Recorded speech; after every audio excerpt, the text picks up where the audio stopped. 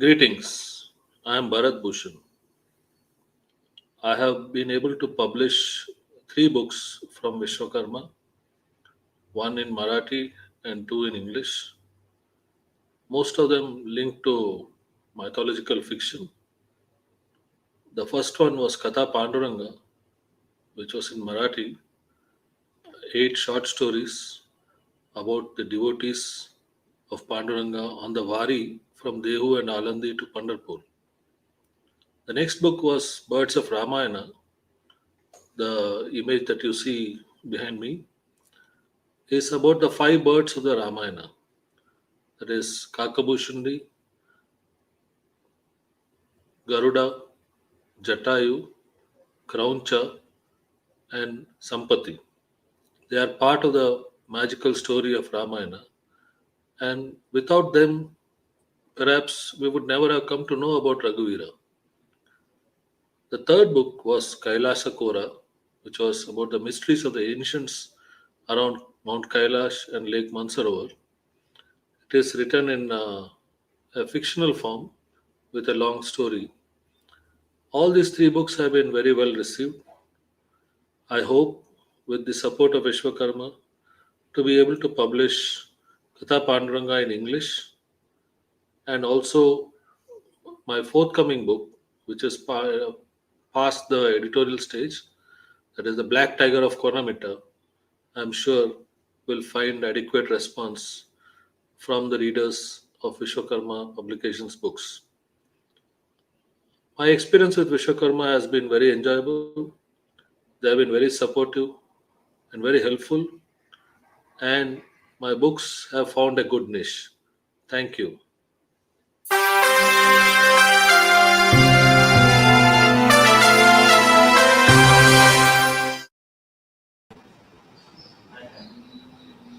Well, a very good afternoon to one and all, and welcome back to Studio One. Now, COVID 19 has affected roundabout everybody, and let's be honest, publishing sector was no exception to it as well. So, in this next session, we hereby begin, which is publishing in post-COVID times. Now, this is a session that any author out there is going to be super helpful for. So, for the same session, we have with us Miss Alexandra Pringle. Alexandra Pringle is a British publisher. She was a founding director of Virago Press and the editor-in-chief of Bloomsbury Publishing for 18 years as of March 2018. Pringle began her career in publishing at the British magazine Art Monthly before joining the women's publisher Virago in 1978. She worked on Virago's Modern Classic series, and in 1984 she became the editorial director until 1991 when she moved to Hamish Hamilton with the same job title. Pringle joined Bloomsbury in 1999 as the head of adult publishing division. Ma'am, let me just tell you, it's an absolute honor to have you here, and we cannot be more excited to have this with you. Thank you so much for being here. Thank you. So we also have with us Mr. Vishal Soni, who is the CEO of Vishwakarma Publications. Mr. Soni has a passion for business, a commitment to IT, and the processes that are vital to keeping an organization fighting fit. He began his career as a lecturer in management and was the assistant professor at Vishwakarma Global Business School till 2012. Vishal brings a keen awareness of branding and e-marketing, compliance, and consumer behavior to his role. So, thank you so much for doing this with us. Thank you so much for being here. Welcome. We also have with us Ms. Kartika VK. Ms. Kartika VK is publisher, Westland Publications Private Limited, an Amazon company. She joined publishing in 1996 as an editorial assistant at Penguin Books India and moved to HarperCollins India as a publisher in 2006. She has published several award-winning and commercially successful books. So thank you so much, ma'am, for being here. I cannot tell you, it's an absolute honor. Thank you so much. We also have with us Mr. Dipankar Mukherjee, who is the publisher and director of Readomania, one of India's youngest traditional publishing houses. Under his leadership, the house has produced over 100 books in just about 5 years with some critically acclaimed titles as well. He is an engineer and holds an MBA degree from IIT Madras and has been in the corporate world for about 9 years before becoming an entrepreneur. So, absolute honor for you to be here. Thank you so much. This session is going to be moderated by Mr. Shatrujit Nath.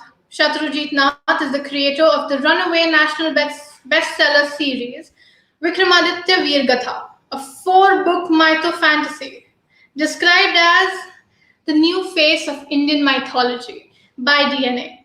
Shatrujit writes for movies and web shows. He is also the author of the Karachi Deception, an India Park spy thriller.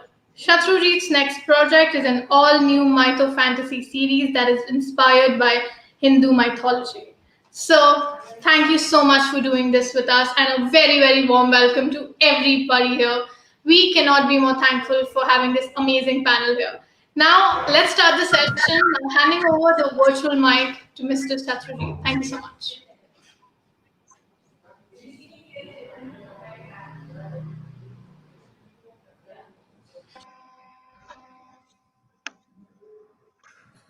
Jasujit, you are on mute.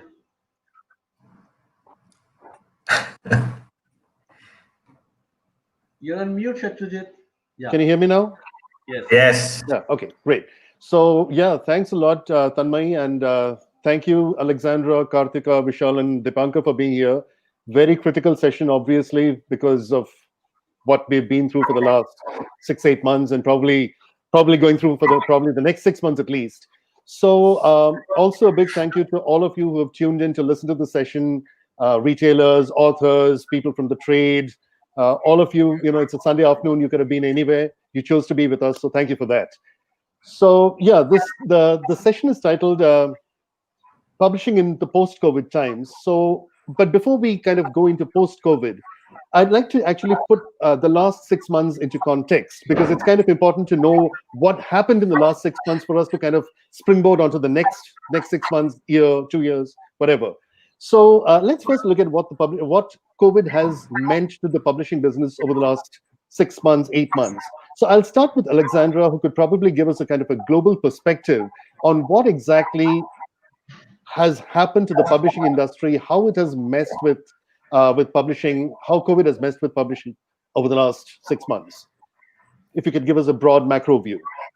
I'll do my best. Interestingly, I don't think it's messed with publishing as much as we all thought it would at the beginning.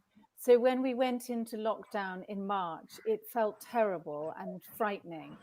And the bookshops, as we all know, the bookshops closed.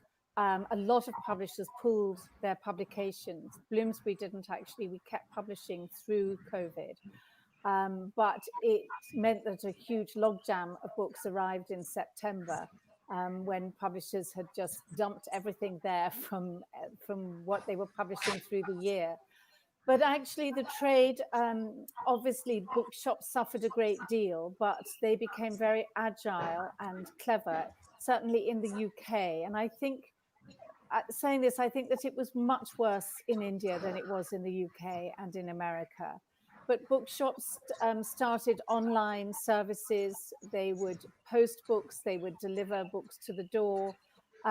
They became very imaginative, and particularly local bookshops started communities. So people went to them online to feel part of where they were. So certainly at Bloomsbury, we continued publishing, and after the first couple of months, which I think was very, very hard for authors being published at that time, we all settled into, of course, online sales. Amazon did the best. Amazon was king through it. But nevertheless, our sales and other publishers' sales were not damaged anything like as badly as we thought they would be. And why do you think that happened? I mean, you said that it was obviously very clearly India was impacted. Were there any other countries which were impacted as badly as India? Yes, all the countries that had the toughest lockdowns. Every country had different sorts of lockdowns. So the ones where people couldn't leave their house, it was much harder. the ones where there wasn't such a good online infrastructure. So for us, obviously, digital books did incredibly well, and we are very well set up for that, and not all countries were.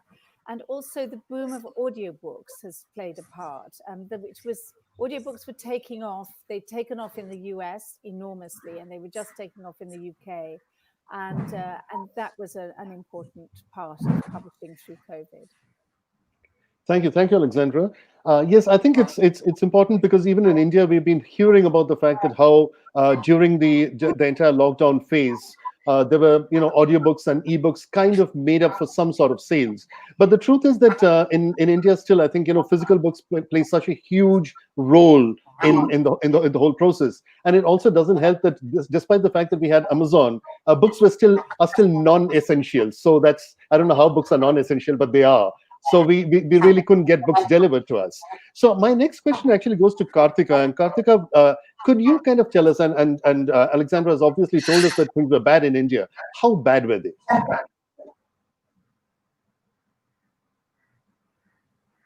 Kartika, you're on mute. Sorry, am I audible? Yeah, great. Thanks. It has been rather bad, actually. I think in the beginning, we assumed that it would be a matter of a few months and we'd get past it. But it hasn't really changed dramatically since the lockdowns lifted. Because I think part of the problem is to do with that non-essential bit. Books are not only non-essential, I fear that in India, they're not valued as much either at the level of the kind of books that we publish, and which means trade books, general books. It feels like if something had to be cut out of people's expense account, the first thing that would go is books, because really you can do without them, is the feeling. And don't forget that data in India is so cheap that everybody with one mobile phone or half a mobile phone can access so much visual content that there's a huge threat to reading. So I think that in all sorts of ways, it's been tough from the point of view of the lockdown, from the point of view of what it did to the act of reading, apart from access to reading. And I think it gave us a very clear idea that we have to make a lot of changes if things have to improve for publishing. Okay, great. Kartika, please hold on to the thought of lots of changes. I'll definitely come back to you and come back to all of you on that. But let me quickly go on to Dipankar. Now, Dipankar, Readomania is a smaller independent publishing house. Now, how has the entire lockdown and COVID, how has it really impacted the smaller publishing houses? Has your size has it been a disadvantage, or has your size, has it just have you been nimbler, faster, quicker in responding? How's it been for you guys? Thank you for the question, Shatrujit. First of all, a warm hello to all of you. It's a nice Sunday afternoon here in Delhi. It's pretty cold, so I think it's a good time to discuss books. Coming to your question, Shatrujit, I think the size was a double-edged sword. It helped us because we could react faster. It did not help us because our cash flows came under pressure sooner than a bigger house. So yes, the first couple of months were horrible, and our entire dependence fell back on Amazon. And I must say that April and May, the ebook sales had peaked like never before. We had never seen such great sales, which kind of made up a lot for the absence of physical sales. But as the months moved forward, the ebook sales started teetering, but the print book sales did not pick up. As Kartika mentioned, that not just non-essential, people in India have kind of become wary to step out, and visiting a bookstore would be the last option. So even when stores are open, when you go to the stores, you would hardly see any crowd there. So that's one thing that was happening for us, more so because even when people are visiting bookstores, they would rather visit for a bestseller or predetermined title that they had in mind. They would not browse. And for the independent, browsing is one way of discovery that we really focus on. Okay, if you don't browse, you may not even find our books, because it's difficult to put in the amount of marketing visibility monies, I would say.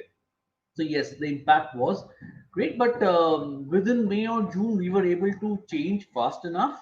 We realized that the next 1 year was going to be very tough, and we moved our entire machinery to produce a lot of ebooks.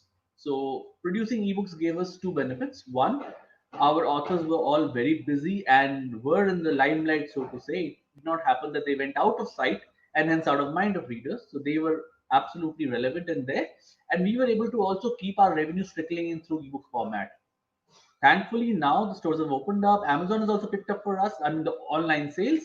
So the print books have now started flowing back in the market. Okay, Dipankar, you happen to mention the fact that ebook sales did kind of taper off after a point. Why do you think that happened? And this could any of you could answer this. But let's start with Dipankar. Why do you think that happened? I think there was a initial spurt of doing when the lockdown was at its peak. People, excuse me, people didn't know what to do with the time. Okay, so as Kartika said, there was a lot of visual content, but a lot of readers did, I think, pick up ebooks. So that's my assumption of why ebook sales peaked in the peak of lockdown, and then as and when the lockdown started relaxing, people found other ways of doing things or started probably venturing out, which took over the time, the extra time they had that were putting into reading as compared to doing something else. That's my point of view. Okay, thank you. Thank you so much. I'll come back to Dipankar specifically on discoverability, the problems that smaller independent houses, publishing houses face. I'll come back to that.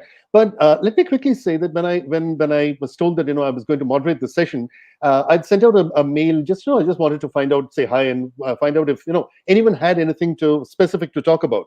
It was interesting that Vishal, the mail that I sent him, and I asked him, are there any burning issues that you'd like to talk about? And Vishal's statement was sales, distribution, recovery sums up all our problems.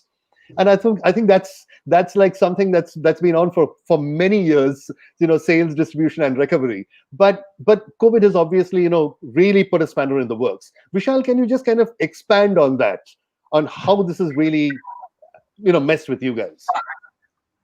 See, when I said this statement, in the peak of lockdown, I think everything was closed.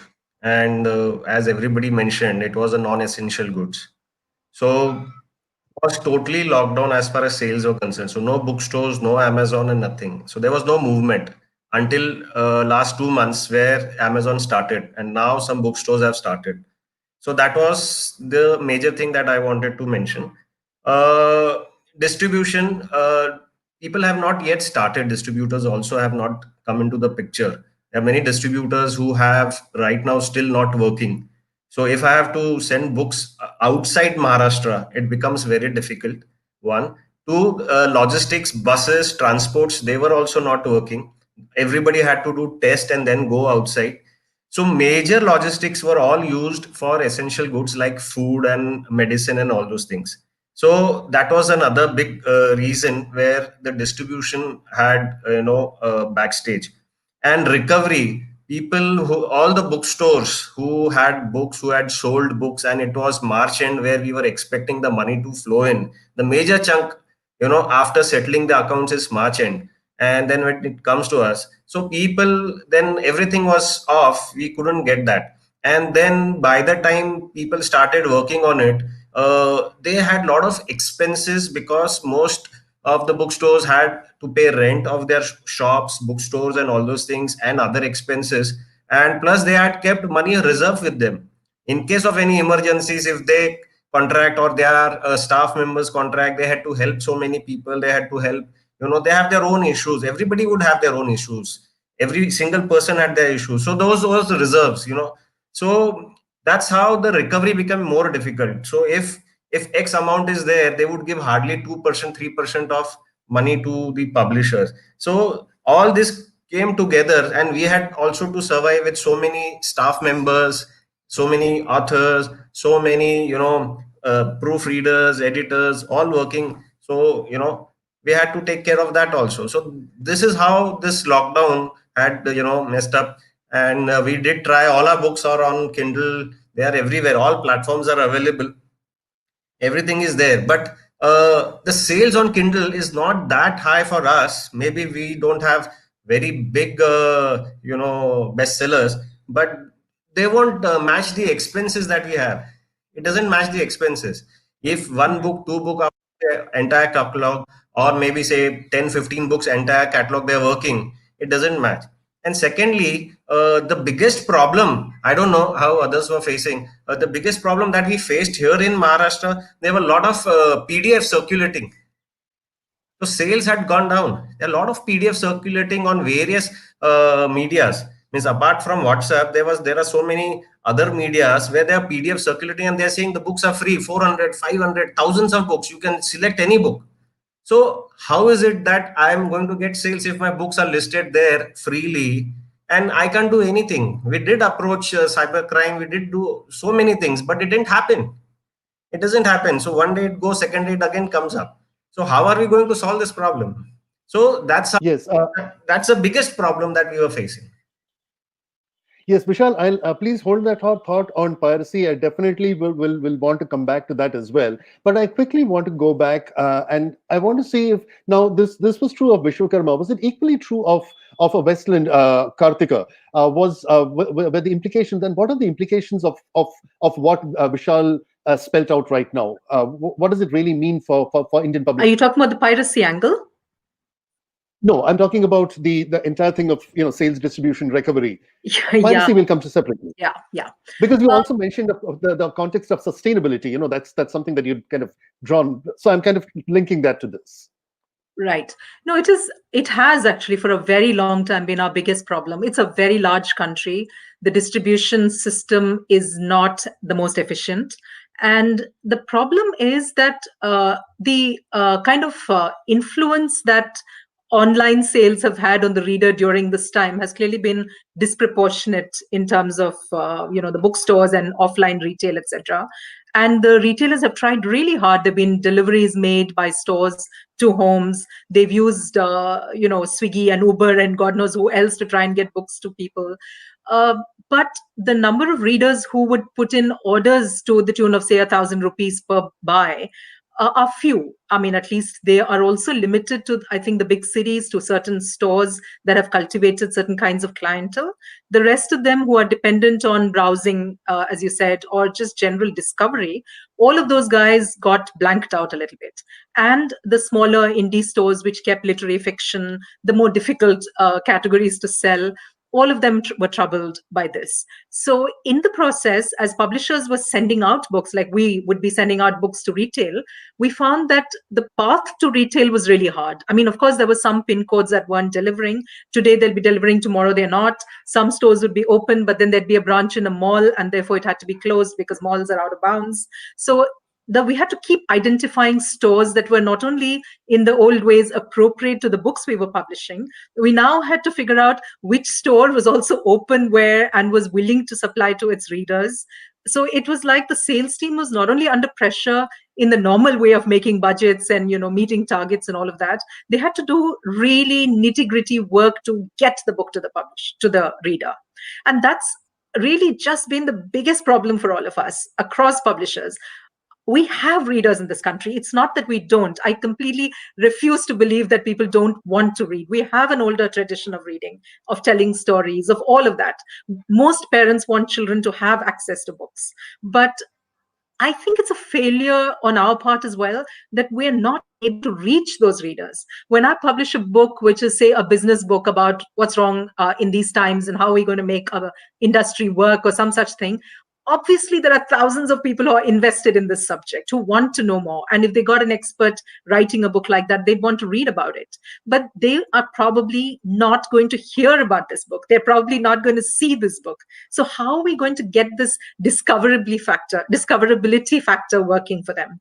This is the problem that then links up to sales, to distribution. I mean, recovery and money is, of course, like, what does one say? I mean, since when is 90 days credit actually 300 days of credit? Like, is that even reasonable? But that's what publishers face. When you're going to get your money back in a cycle of 300 days, and if you're, say, publishing a book in February, and you've sent it out to trade, and you've paid your royalties because your closing statements on March 31st, and then the returns will either come back in September, or of course the money may or may not come back in December, it's as loose and as widely flexible as that. So we just every day dealing with difficulties which seem sometimes to be completely like, why are they even there? Why don't our systems work better? Why isn't the state stepping in to monitor things better? Like, how long will this go on? It just reached that point where you want to just say, let's all get together. Let's form that illegal, illegitimate cabal and get going together. I mean, where are the Completely answers agree. otherwise, right? No, I think that, Completely agree. Kartika, that's a very valid point. In fact, what is a potential solution to this? I don't know. Maybe Vishal, all of you, any of you can chip in. All of you can chip in. How could you solve this problem that you've just raised? We should probably ask Alexandra, is this a problem in UK as well, or how was that Yes. dealt with in UK? Yes, it is. I mean, I think we all have common problems, but there are various things that were becoming important and became absolutely vital through COVID, which is how we let people know about our publications, which we've talked about, and that has become digital, and all advertising is digital. We don't even think about any of the kind of the old ways of advertising, like outdoor advertising any longer, or newspaper advertising unless it's online. And also metadata has become the obsession of all publishers in the UK, because it's through metadata that people discover books. So, our young editors spend hours every day making sure that every title has the metadata not just up to date, but changing all the time and adding to it. So we're having to learn new ways of getting out into the world. That's where we were going anyway, but it's become essential now. Okay, thanks. Dipankar, you want to add something? Kartika, you want to add something to that? I just want to tell Alexandra how envious we've been sitting here and reading all these reports about the UK and US publishers barely managing to keep up with print runs and demands and fiction going through the roof and all of that. And we're like, why isn't this happening to us? I mean, we'd like to be you as well. So I'm glad somewhere in the world it's working. I'm so sorry about that. The other thing that we have, which is rather cheering, is that there's a new online sales channel, bookshop, just launched, called bookshop.org, and that is supporting independent booksellers. So yes. It's now an alternative to Amazon, and it's a new literary community, and that's exciting. We all love to go into bookshops, but when we can't, it would be wonderful to have more ways of buying books, and we now at last have one. Yeah. Alexandra, we're supposed to be talking about post-COVID, a little, probably a little premature, but let's do it anyway. You spoke about the one fundamental change being, everything has obviously become more digital. That was the way it was going. Now it has. Mm-hmm. Any other prominent shifts that have happened post-COVID, things that are, unshakable, new ways of doing things, no going back to the old? Well, I think that the way that we advertise, I don't think they'll ever really go back, to advertising on the sides of buses and billboards and so forth. I think that it's very important that we realize that it's not just publishing, it's also all retail. So, the high street is never going to be the same again. People are now buying their clothes, their toys, all sorts of things online. And so the whole world is going to shift, and particularly the center of cities. And so, we found post-lockdown, when people could actually go to bookshops, the local bookshops were doing extremely well, but obviously the ones in city centers, because people aren't going to work, they're not going to their offices, those are suffering terribly. And so I think this is going to take really a couple of years to shake down. But it's important to realize that it's not just about publishing, and what will happen to city centers, what will happen to offices. The whole pattern of work and how much time people spend in an office is probably going to change forever. And we won't really know what the results of that will be for some time. Okay. Kartika or Dipankar, let's take Dipankar. Do you have any, if you were to crystal ball gaze, do you have any thoughts on fundamental shifts in the way Indians now? Alexandra's obviously spoken about it from an England point of view. What about you? What about us Indians? So, frankly speaking, I think when the entire pandemic is over, which probably may take another year and a half, everything to come back to normal, things may slowly come back to where it was.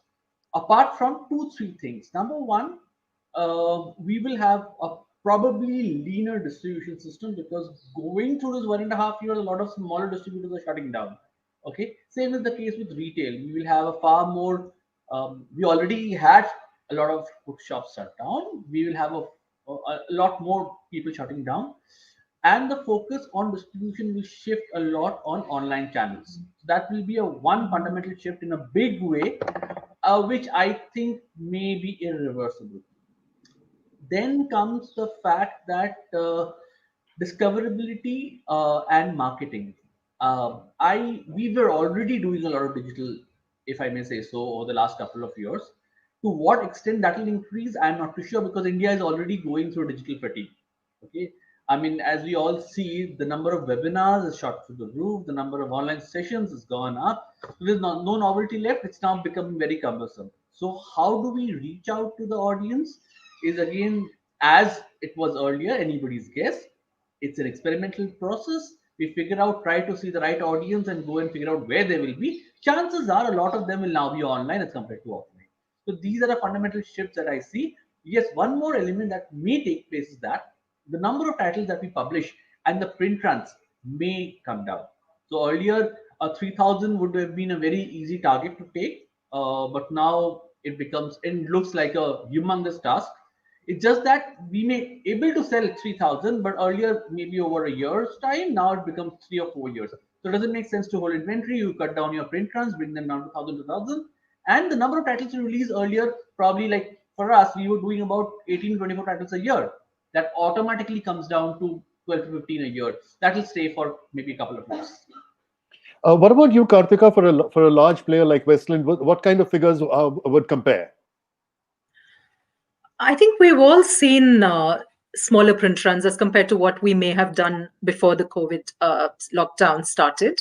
Not dramatically in when it comes to the best-selling writers, because there you have a certain guarantee of sales, so you don't mind holding inventory a little longer. But certainly with debut fiction, with more difficult books to sell, we would be a lot more cautious and say, okay, why hold inventory? Let's do quicker reprints. Maybe instead of a hardback, let's do a slightly cheaper paperback, because we feel that price will be a factor going forward, even more than it was earlier. So there will be some changes that happen on account of this, but I think the bigger changes are actually within the working that we have achieved in these months. For instance, what you said about working not in office but from home, I think that's been a fundamental shift for all of us working at Westland. We have really enjoyed this time, frankly, in terms of being able to stay at home, not commute, not have to do all the stressful things that you do in a day. You can just wake up in the morning and start editing without any problems. And we've discovered that actually it isn't making a huge difference in terms of the way we publish, the way we edit, the way we design. We're able to do all of this with just phone calls and access to systems. If that is the case, then I think we're looking at things like, why do we need fancy offices? Why do we need offices? Why do we need people to be in certain cities to be part of publishing? That has been a big problem with in the sense of lack of diversity in publishing. A lot of it in India has come, I think, because we tend to hire in Delhi, Bombay, Calcutta, Chennai, Hyderabad. There are the 5 or 6 places from which all editors, all marketing people, like most everyone comes from. And I think that might just change now, because it doesn't matter where you are. You may be in a small town, but you have access. You're a great editor. And really, that's what everybody wants. They want skills. They don't particularly care about other stuff as much anymore. So I'm hoping that it will lead to an opportunity to expand our reach in terms of both hiring and the kind of people we publish to and the kind of readers we can access. And I hope that change will remain, not like the ebook sales, which came and then kind of plateaued and then went back to where it was almost for the most part. I hope these things, because if these things change, if we get a different set of minds on the job, I would think then other positive changes will follow, which might be more in sync with what the market needs, what the future needs, than what some of us who've been around for a while have been doing and thinking. So change as an opportunity is what I'm really hoping will happen here. Okay, great. Thanks, Kartika. I want to go to Vishal right now. Vishal, we've been talking about English publications. I think in India we tend to kind of ignore language press. It always gets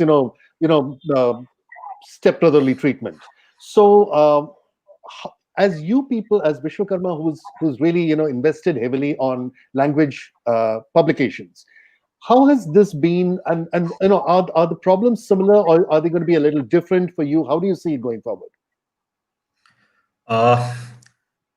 One thing that I would like to mention over here, as far as language publishing is concerned, it has helped us to survive. We could start a distribution, and it became very easy in Pune or nearby cities of Pune. And the business have little bit settled down because of that. And I think it has the distribution pattern and everything has come up very well as far as that is concerned, because I don't have to travel outside, my books don't have to cross the borders and everything, and bookstores are very nearby to each other, so we can hop, skip and give the books. So Pune itself has around 200-300 bookstores, and they have all started and they are doing very good. As far as regional is concerned, English is a issue, but then if I have to go to interiors of Maharashtra like Kolhapur, Satara, Sangli, and all these places, it has also started taking up. So now people have access to the bookstores, and that's how it has helped up. As far as English is concerned, what we've done is we've started POD, print on demand facility, for all our books, for all our backlists also, so that at any given point of time, if anybody orders on Amazon, that book is always available and it does not go out of stock. So that is an advantage that the earlier question that you had asked on the shift part of it. So we have shifted to POD also. So bestsellers are always printed, and we can always keep the stock on the inventory of that. But for some books which are not bestseller, or if there are any logistics issues, so there are few vendors with whom we've tied up for print on demand. So at any given point of time, whether it is Amazon, Flipkart, or any other websites, it works very well. There are few online bookstores also, means apart from Kindle and Scribd, there are few other ebook vendors whom we have given the books. So they are also doing very good. They are basically in corporates. So this books goes to corporates, and their people are able to read there. So this is how it has helped us a lot. So regional, I think. One thing I would like to mention over here, a few days back, I read Obama's post on Facebook. He went to a local bookstore for signing his books. So in the entire business of publishing, one of the major stakeholder is bookstores. So I request all readers to go to the nearest bookstores and buy books from him. If he does not have the stock, ask him to please get it for him. Wait for a day or two for the books to come. He will survive, we will survive. If they survive, then we survive, because bookstores will play a major role. Not everybody is very comfortable in India to buy online, though they are buying online. But in this online, in Amazon, how would you search for a book? It becomes very difficult. These bookstores, people they are so lovely. They explain you the books. This is good book. This is the author. This is how it is doing and everything. Amazon only, they have their own, logic behind it. And it takes you somewhere else. So that's what I feel. Every bookstore should survive. Only then we survive. Yes, Vishal, I completely agree with you. In fact, as you said, we are not good at buying online. We are good at downloading online. I think that's what we are really, really good at. So Yes. that actually takes me to my next question. This is back. Let's go back to Alexandra. You said that almost everything is now online out there, and even the books. Books are sold online. But in India, we really have a problem of piracy. I guess it happens everywhere. But every author, he just needs to go onto Google and Google his name, and you'll probably find I have my books which are all available for downloads on PDF, and they're on all kinds of sites. How do you fight this huge problem? And as you said, if we're going to gradually go more and more digital, how do we tackle this issue? Well, I'm afraid to say it's not a problem in the UK.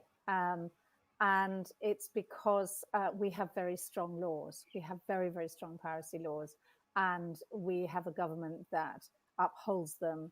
And it is quite easy to take things down digitally. They might go up, but you can get them straight down. And I was, the first time I went to India, whenever it was 28 years ago, I was astonished to find all these books being sold by little children in the streets. A lot of them Bloomsbury books, which was rather thrilling when I went back just to see, that people actually wanted to buy these books. Like Margaret Atwood were being pirated and William Dalrymple when I first joined Bloomsbury 21 years ago. But it's a terrible thing for Indian publishers, and it is. I'm really sad to say this to you, but it's not a problem in the US. It's not a problem in the UK, and it's because of our laws. Kartika, I think we should all just migrate to the UK. I mean, you'll get your readers and we'll get our non-downloaders and all of that. We should just go. I think that's... It's quite gloomy here in other ways. Well, at least that's a bright spot for us. We have Brexit. We have a terrible Prime Minister. I'll give you one anecdote. Last year in PILF, after the session was over, right, the readers came to the author for signatures, and the author was signing the books. And for one book, the author said, "No, I won't sign this book." The reader was, angry. Why? And then finally he said, "All my books are hardbound books. This is a paperback book." And the reader said, "I bought it from Amazon." So this is what is happening on Amazon also. When people are buying books, they see price, but actually the book was only published in hardback. It was never published in paperback. So this is also happening, and there is no answer to that. It's completely weird. Yeah, Vishal, I'll come back to that point that Vishal had raised about bookstores, and I think it's a very valid point. I remember when my book was due to come out in April or May, and obviously the lockdown had a huge impact, and I was kind of pestering my publisher to kind of, okay, can't we do an e-version? Let's get the book out. But my publisher said, no, let's just hold on and let's wait for the bookstores to open, because the bookstores are significant stakeholders in the business. And initially, of course, I was resistant because I wanted my book out, but I also got his point. So yes, I think now the fact that as Dipankar pointed out, more and more bookstores are shutting down. It's genuinely becoming so expensive to run a bookstore. How does one sustain bookstores in this sort of an ecosystem? How could, because as we know, we as publishers, as authors and you as publishers know that those bookstores are so critical to the business. How do we make those bookstores sustain? How do we do that? Kartika, Dipankar. Dipankar, please go ahead with this. It's more your terrain than mine. Okay. Well, that's a very tricky question. That will be stepping onto somebody else's shoes, because the books know the business much better than we do. We understand our part of the business. Okay, they're already, so in distribution the margins are good enough. So I don't see any reason for them to fall back or shut shop because of the margin issue. The challenge there is the volume of sales. Now, this particular pandemic has given a lot of bookstores new ideas.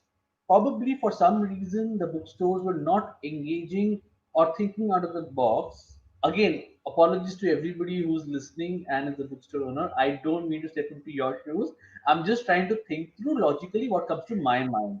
That now, when people started using alternate means and new ideas for each audience, uh, when the market opens up completely, they're bound to see a spurt in sales. So I think these ideas is what will keep them engaged and busy. I take an example, and I have seen them do really good over time. There's a bookstore called Storyteller in Calcutta. They are primarily a children's bookstore. Okay. When the shutdown happened, the complete shutdown happened, they did not, kind of shut down their shop. They kept it open for videos and online content. Slowly and steadily, when there were nothing happening, no stores happening, they kept on showing books on their channels and on their social media. And the moment the lockdown kind of eased out slowly and steadily, they heavily engaged their audience who were already engaged. So they did not have to re-engage the audience.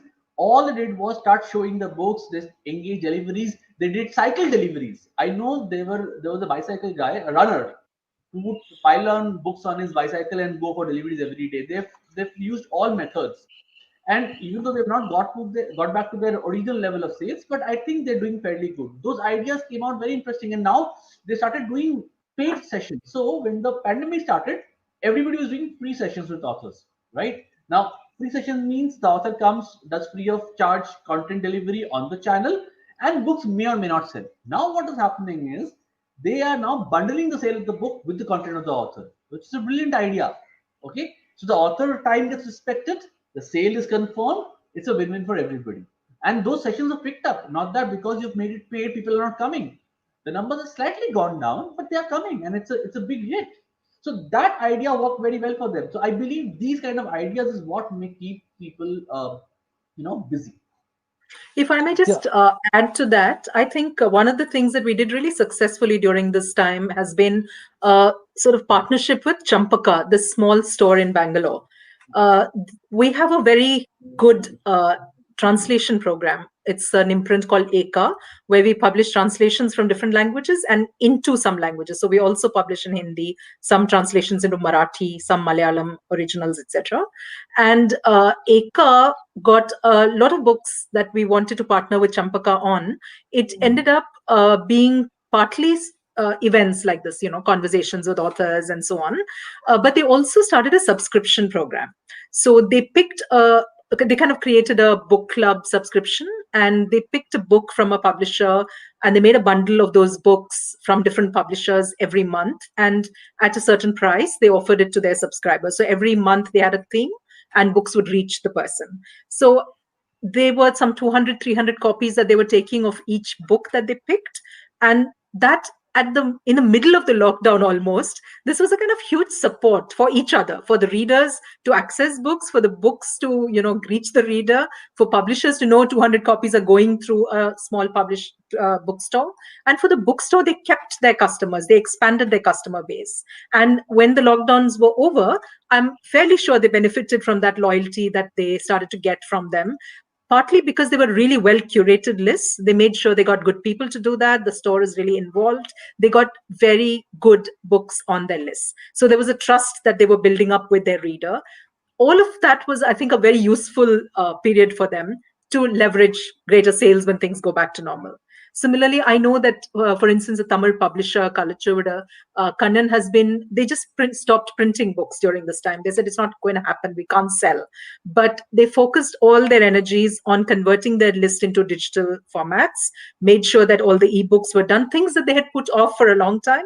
They decided this was the time to do it. And they're also very happy, I think, from the result that they've now got their ebooks in place. They've started to see sales for that, and they may not have got around to doing all of that if this had not happened. Yeah. So as you said, each one is innovating in their own space to try and keep it going. And where small publishers and small bookstores are collaborating, I think very interesting partnerships are forming. We had that independent bookstores. I mean, all of them were getting together and trying to come up with a plan for how to deal with the situation. Yeah, so I thought that was also really interesting, that people are just feeling this sense of community and saying, we have to get through this together and let's put our heads together. This is not about competition anymore. This is about collaboration, which was really heartening. I think you're right, Karthika. The fact that as long as we all realize that we've just got to run a little harder just to stay in the same place, I think that's important. Those who get it, just run harder. That's it, I guess. Yeah, I guess so. So yeah, thanks for that. Yes, tell me. I'll just make a point to it. Readers have helped a lot of bookstores also, those who are regular buyers.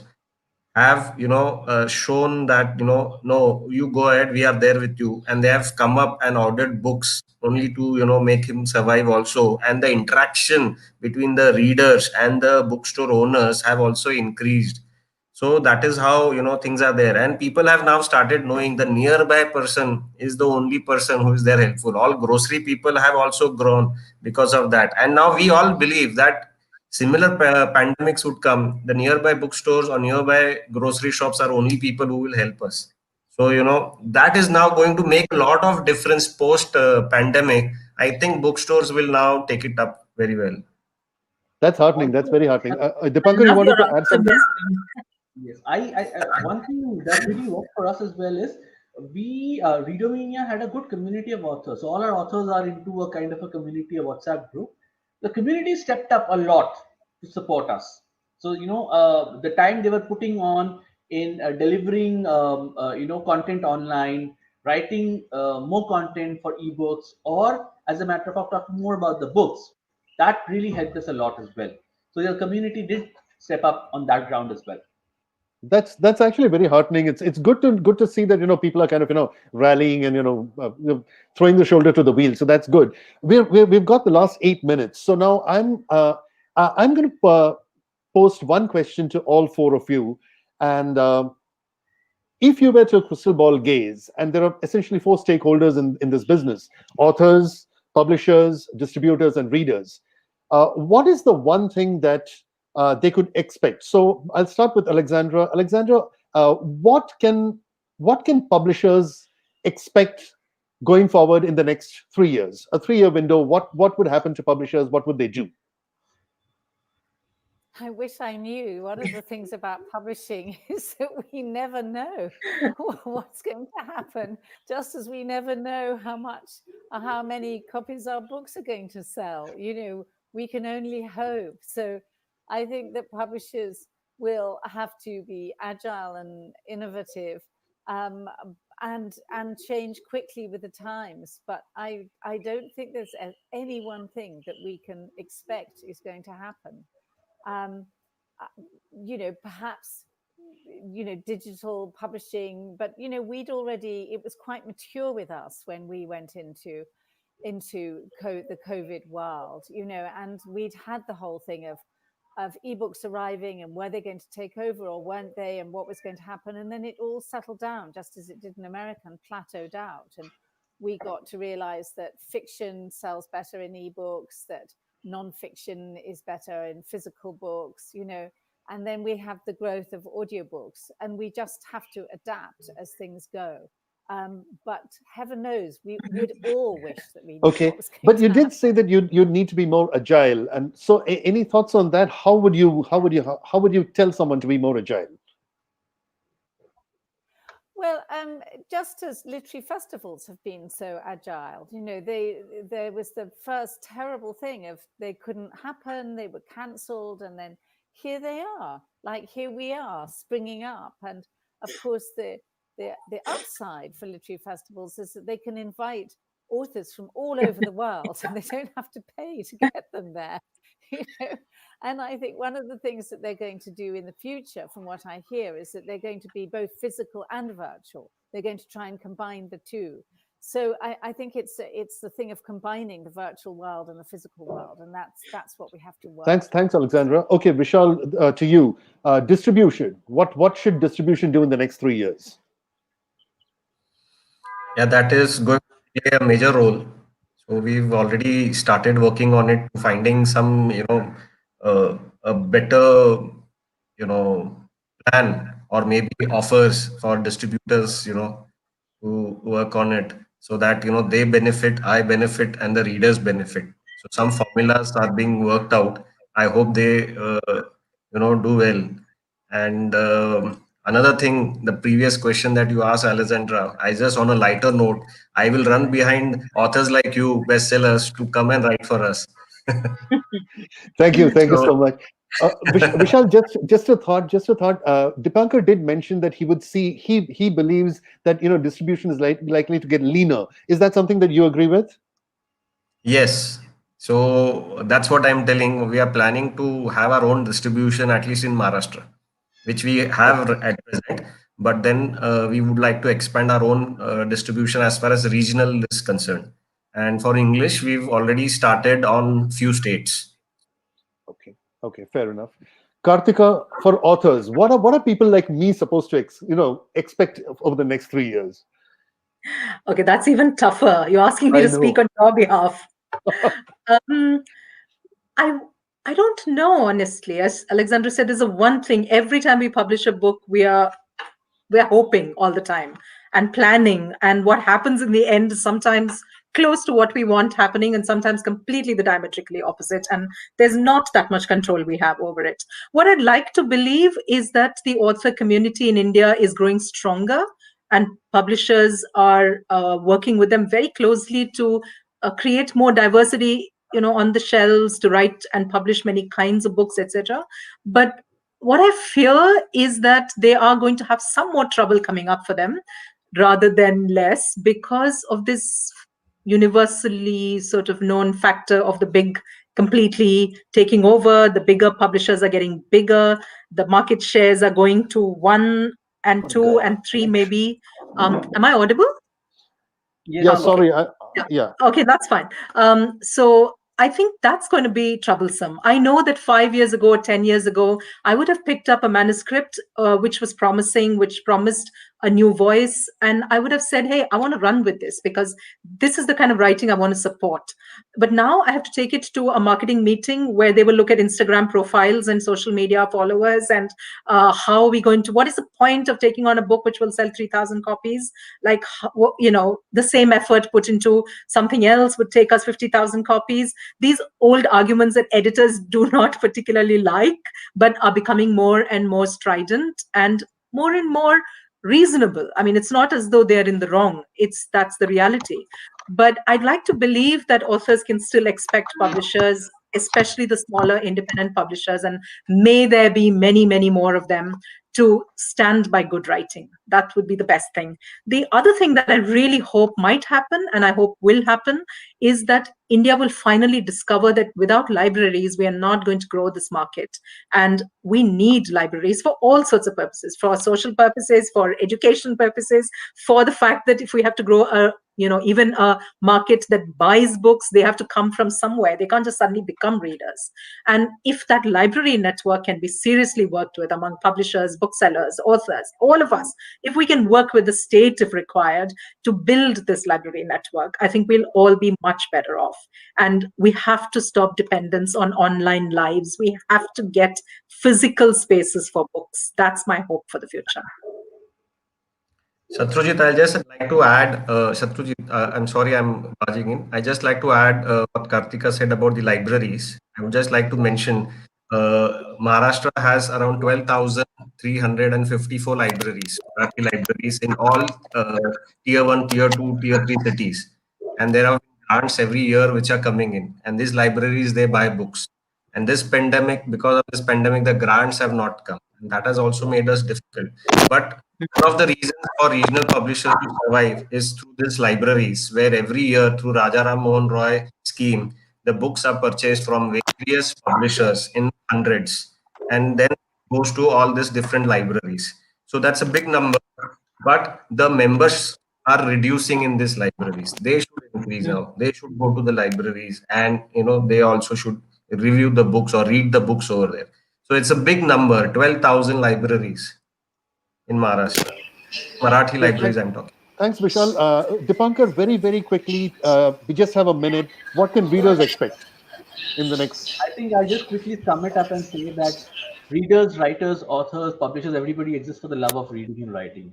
And may our tribe increase, may we grow.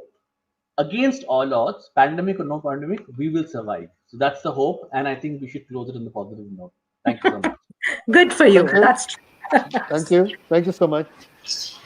Thanks. Well, thank you so much for this very insightful and just the most wonderful session. I'm sure everybody enjoyed watching this session as much as we enjoyed conducting it. So thank you so much for all of your insights. Now, the next session will start at 4:15 p.m. So make sure you come right back here at Studio One, because We're not done yet, and you have way more things to enjoy. So please join us for yours truly, Meghnad Desai. Thank you so much.